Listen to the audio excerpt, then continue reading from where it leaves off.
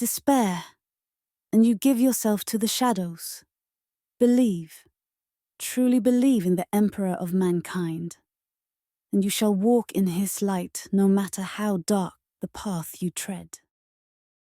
Saint Celestine is a revered living saint of the Adepta Sororitas Order of Our Martyred Lady, a being of incredible psychic power and faith, believed by many in the Imperium of Man to be, have been resurrected from death many times as a tool of the Emperor of mankind himself. As a mortal, she was thought slain during a campaign against the renegade War Master of Forax, but has returned at various times since to rescue Imperial forces in danger of being destroyed by the enemies of the God Emperor. Wings spread wide, halo blazing, an ardent blade in hand, Saint Celestine is an embodiment of the God Emperor's might. She shines like a star amid the smoke and fumes of the battlefield, radiating holy light. The faithful are filled with strength and courage by her presence, even as heretics recoil in terror.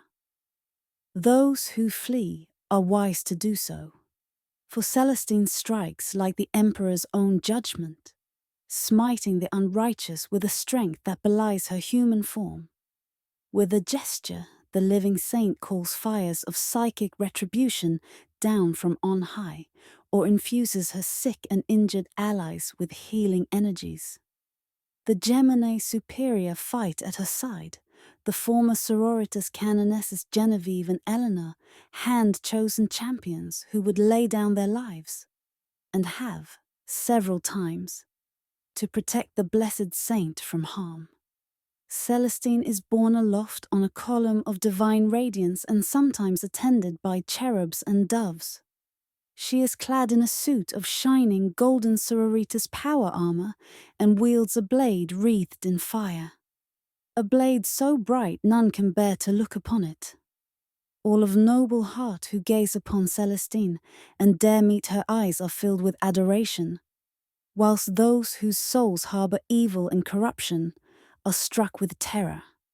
Celestine's influence upon the orders militant of the Adepta Sororitas, for whom she has become the focus of total veneration, is indeed miraculous. She is now a living saint, a mysterious warrior who appears in times of great need, and whom the Sisters of Battle would willingly follow to the center of the Eye of Terror were she to lead them there. Saint Celestine has fought at the vanguard of numerous wars of faith, and hundreds of thousands of heretics have met a bloody end at the hands of her armies.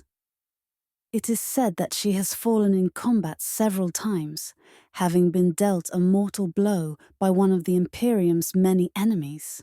However, each and every time she has miraculously returned to life, rising like a phoenix from the ashes. To the astounded faithful that see her rise again, Celestine has stated that she will die only when the Emperor himself claims her, and not a moment before. Celestine's most recent and greatest intervention came in 999 M41, when she appeared on Cadia as it was under assault by Abaddon the Despoiler's 13th Black Crusade. She brought crucial reinforcements to the Imperial defenders and became one of the leaders of the Imperial survivors, who named themselves the Celestinian Crusade in her honor, after Cadia was destroyed by the forces of the Despoiler. With the aid of the newborn faction of the Aeldari, called the Inari, the Celestinian Crusade managed to flee the Cadia system through the Webway to the realm of Ultramar and its capital world of Macraga. There, Celestine played an important role in the events that led to the resurrection of the Ultramarines, Primarch Robut Guilliman. Celestine joined the Terran Crusade that Guilliman proclaimed and fought alongside it all the way to Holy Terra so that the Primarch could meet with his father, the Emperor. Once at the Imperial Palace, Celestine swore to stand with Guilliman, now the Lord Commander of the Imperium, as he promised to unleash a great counteroffensive. the Indomitous Crusade against the forces of chaos. She was an angel, pure as righteous destruction. She laid low the twisted and lifted the righteous. At her passing, 1,000,000 voices cried out her name. Shall we ever again see her like Sister Patricia of the Orders, famulous on the disappearance of St. Celestine? History. Very little is known of the life of the battle sister known as Celestine before she was declared a living saint, other than that she was once a sister repentia of the Order of Our Martyred Lady that fought alongside the multitudes of imperial faithful during the protracted war against the heretics of the Palatine Schism. Celestine was at the forefront of the first wave of the deadliest fighting and was thought to have been killed in battle before the capital city of the planet Eurytion. She fell that day, alongside every other repentia, but despite her defeat, it was said that she accounted for the deaths of over 100 schismatics during the assault. As Celestine's body was reclaimed by her sisters and set amongst the honored dead, they saw that life still lingered within her, and the light of one, touched by the divine will of the Emperor, glowed within her eyes. Cleansing her body of the blood and filth of battle, the sisters were astonished to find that her body lay flawless before them. The next solar day, the assault resumed with Celestine at the head of the imperial forces. The heretics fell within solar hours as Celestine wreaked her bloody vengeance. She was hailed as the Crusade's sacred figurehead, as the entire sector was eventually scoured of schismatics, and others deemed unworthy of existing within the realm of the Emperor of Mankind. The Crusade's leader, Lord Militant Ansgar, believed the crusade would reach its conclusion on the capital world of the Palatine sector. But Celestine insisted upon first liberating the small backwater planet of Sanctus Lys. Unknown to all but her, that world was home to the shrine of St. Catherine of the Order of the Fiery Heart, a holy place visited by that living saint in secret just before her death. Celestine's followers found a broken altar amidst some ruins and were ordered by Celestine to remove it. Beneath the shattered remains, a hidden crypt was found. Barring any from following her, Celestine descended the dusty steps that none had trod in millennia.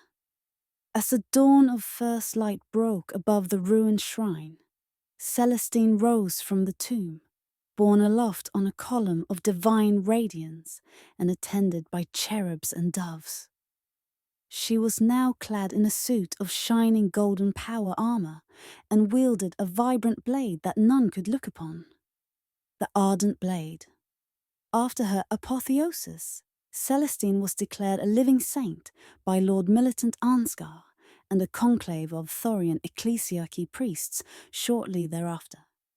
Saint Celestine was hailed as the hieromartyr of the Palatine Crusade and praised for dispatching thousands of heretics at the vanguard of the imperial forces as she prosecuted numerous later wars of faith. Her presence invested the faithful with an unprecedented fervor, and hundreds of thousands of heretics met a fiery end at the hands of her armies. Many were fearful of her presence, for to stand before her was to submit to the judgment of one so pure in the eyes of the God Emperor that her example could never be emulated. Her influence upon the Adepta Sororitas, for whom she became the focus of total veneration, was miraculous. She was a living saint, whom the sisters would follow even to the heart of the Eye of Terror. Alas, Saint Celestine was lost to the Imperium whilst fighting the renegade Warmaster of Forex. When the lunatic Warmaster triggered the meltdown of the ancient atomic pile at the heart of his fortress. an area many Terran kilometers across was blasted to ash. Many believed she perished during her moment of triumph, yet none survived to give a true account of the battle's conclusion.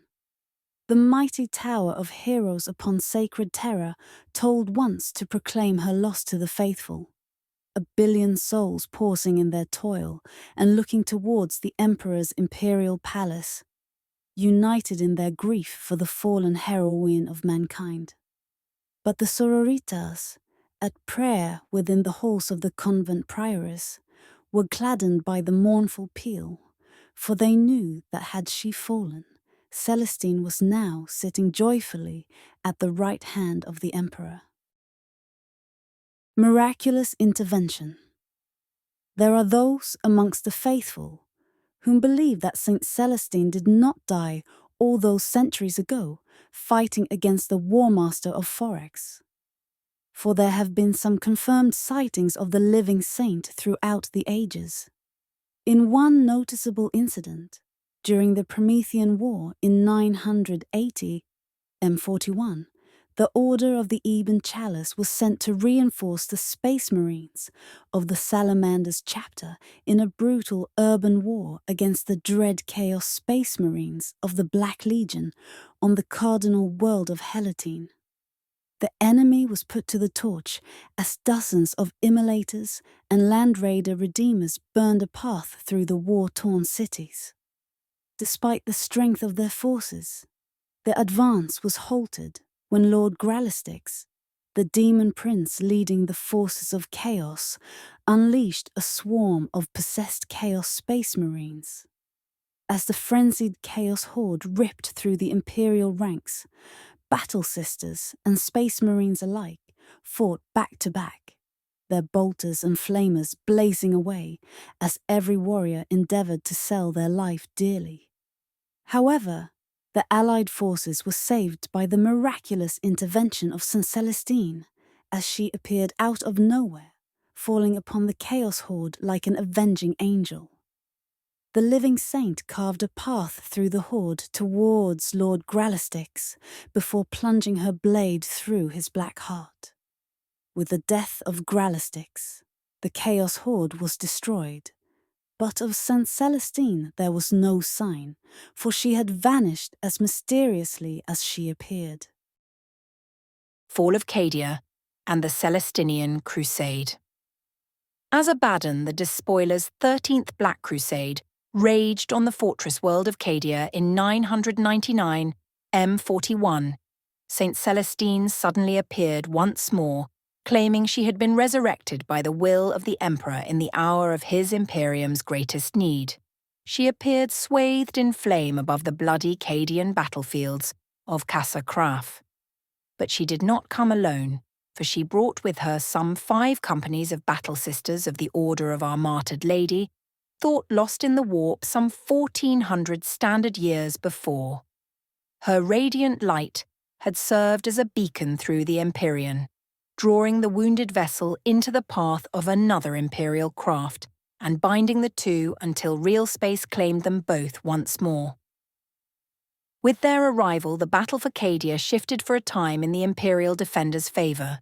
Celestine immediately engaged the demon prince Urkanthos with 2 canonesses of the Order of our Martyred Lady he had recently slain.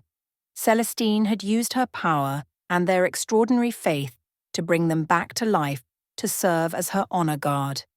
These were Genevieve and Eleanor, the living saint's Gemini superior. Together, the living saint and her reborn warriors slew the overconfident servant of the dark gods. When they threw the demon prince's broken body from the walls of Casa Craf, it helped to demoralize the Despoiler's forces, routing them and buying the Imperials some needed breathing space between constant chaos assaults. It was during this respite that another newcomer to the fight on Cadia, the Adeptus Mechanicus Archmagos Dominus Belisarius Caul, explained that the Despoiler's real goal was to destroy Cadia and the Xenos pylons that were scattered in concentrations across its surface. The pylons kept the warp from bleeding into real space and maintained the only clear passage out of the Eye of Terror, known as the Cadian Gate.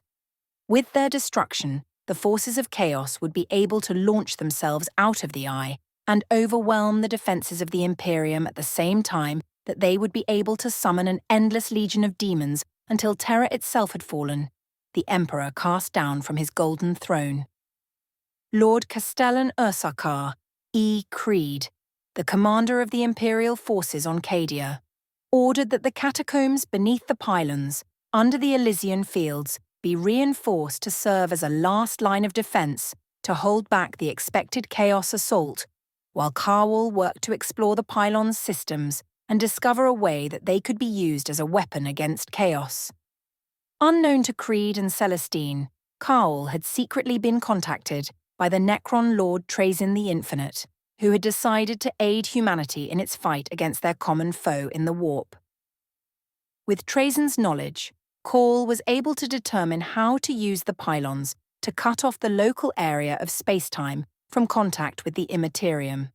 But as he worked, the archenemy launched its expected assault against the catacombs, and Creed and Celestine led the defense. What was not expected was that Abaddon the Despoiler, frustrated beyond reason by Cadia's continuing defiance, led that assault himself. As the ground battle between the Despoiler's invaders and Ursarkar E. Creed's defenders reached its climax, Call activated the pylons. The Necron technology operated precisely as had been expected, cutting off Cadia from the warp, banishing the demons of chaos, actually shrinking the Eye of Terror and giving Cadia's defenders a chance for yet another unlikely victory. However, the loss of access to the Immaterium also affected Celestine, whose own extraordinary powers of faith were also fueled by the psychic currents of the warp. Meeting the Despoiler head-on, in her weakened form she was defeated by the War Master of Chaos. Even as she sat at his feet, she promised him that mankind would one day be free of his vile masters. "There is no freedom," was his only reply, but Celestine was saved at the last moment when the Inquisitor, Katarina Greyfax, of the Ordo Hereticus, recently freed from one of Trazyn's Tesseract labyrinths, psychically assaulted Abaddon, forcing the Despoiler to back away. Before he could resume the advance, the pylon's strike upon the Immaterium intensified, banishing the Despoiler's demons and weakening his forces. A massed attack on the Despoiler by Creed and his 8th Cadian Regiment of Cadian shock troops failed when Abaddon and his Chaos Terminators broke the charge and badly wounded Creed, severing one of his arms. But just as the Despoiler moved to put an end to the Lord Castellan by cracking his spine, Celestine, though much diminished, managed to stab him from behind with the ardent blade. "The Emperor protects," Celestine promised the wounded Despoiler. Abaddon lurched away from Celestine, her blade ripping free of his flesh. It had been millennia since he had last been so wounded, and his spirit boiled with vengeance. But as the remaining troops of the Cadian 8th surged to reclaim their beloved general, Abaddon realized he had no time for the luxury of pride. The last vestiges of the warp were retreating before the pylon's arcane energies. If he were to depart, it would have to be now. Reluctantly, his eyes never leaving Celestine's, Abaddon gave the order to withdraw. As his flagship's teleport anchors engaged, the honorable warrior Ezekiel Abaddon had once been so long before acknowledged the feat Cadia's defenders had managed. They had lost, though they did not yet know it, but they had also won. He had sought to break Cadia's spirit, send the vanquished souls of its garrisons screaming into the warp. He had not done so. Unfortunately, the Despoiler would not be denied the prize he had sought for millennia so easily. Foreseeing the need for a failsafe, Abaddon had the damaged bulk of the Blackstone Fortress Will of Eternity, its systems disabled by an assault from the Imperial Fist's Starfort Phalanx, hurled from orbit as an artificial meteor into the surface of Cadia. The massive kinetic strike destroyed what remained of the world's defenses, ensuring its envelopment by the now rapidly expanding Eye of Terror. Perhaps the only positive outcome was that the destruction of the pylons also restored Celestine's own strength and vitality, as her connection with the Empyrean was re-established. The badly wounded Lord Castellan Creed ordered an evacuation of the dying world. The Imperial survivors of Cadia, led by Cole Saint Celestine, Inquisitor Katarina Greyfax, and Marshal Marius Amalrich of the Black Templars, now calling themselves the Celestinian Crusade, used every void ship at their disposal, including Cole's massive Arch Mechanicus, the Iron Revenant, to ferry the 3 million survivors off Cadia. Unable to enter the warp because of the roiling instability of the Immaterium near the Cadian Gate, the Imperial fleet was forced to flee through the Cadia system at sublight speed, and the Black Fleet gave chase. The largest and most powerful remaining Imperial capital ship, Cole's Iron Revenant, heroically sacrificed itself in battle against Abaddon's flagship, the Vengeful Spirit, so that the Celestinian Crusade could escape to Clysus, the nearby ice moon of the world of Carcerhorn. It was Celestine who explained that she had experienced a precognitive vision that their salvation, and that of the Imperium itself, lay on that barren, frigid planetoid. Celestine's vision proved prophetic, for the surviving Celestinians were rescued from chaos attacks and the unforgiving Arctic environment at the last by the arrival of the Inari through Clysus's hidden webway gate.